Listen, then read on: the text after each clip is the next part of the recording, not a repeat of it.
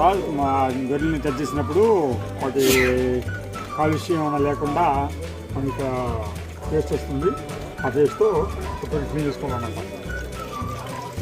Hand wash చేసుకోవాలి కంపల్సరీగా. Entrance కదా అంతా ఫ్రీ, అంతా పిల్లలకి ఫుడ్ అమ్ముతారు, మనం డొనేట్ చేయొచ్చు. అలాగే టాయిలెట్స్, వాషింగ్ రూమ్స్ అన్నీ ఉన్నాయి. అంతా పిల్లలు కూర్చొని తినొచ్చు.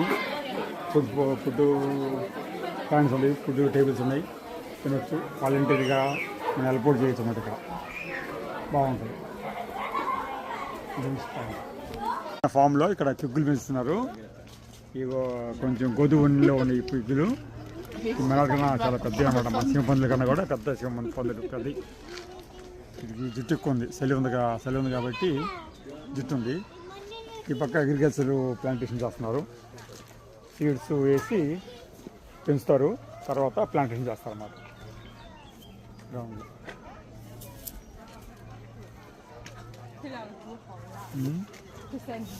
సరే.